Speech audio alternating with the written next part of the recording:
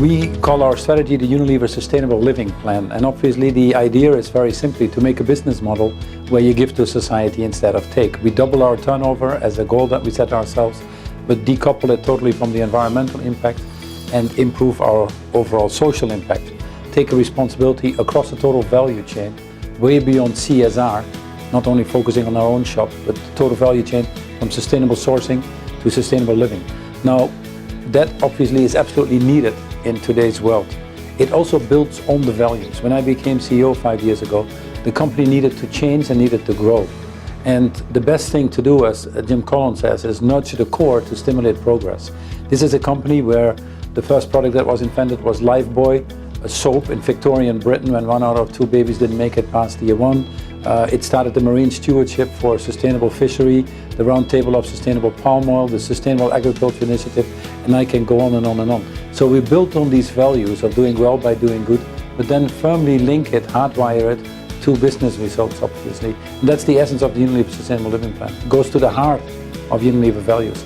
We would not be able to run a company of this size and complexity, 190 countries, 7 out of 10 households, if we would not have these strong values: trust, integrity, doing the right thing for the long term, pioneering, all these things we call our values. Because that basically, for me, is the glue that keeps us together.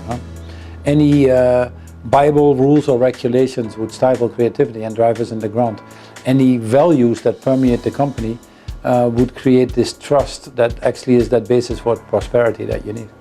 Well, the role of companies definitely have to change, and business has to understand that they cannot be a bystander anymore in a system that gives them life in the first place. And so when the political environment is becoming more and more difficult, business people have to step up. We cannot succeed either if these societies don't function.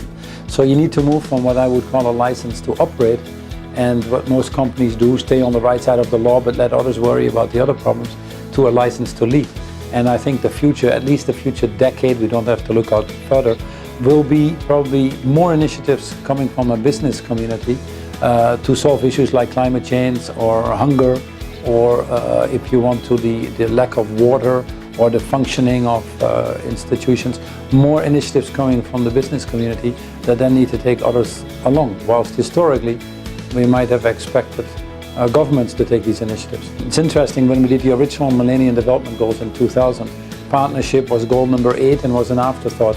Now that we are bringing these post-2015 development goals hopefully to life, permeates across all these goals that you need to work in partnership across the value chain. And that's one of the reasons I was on the high-level panel representing the business community.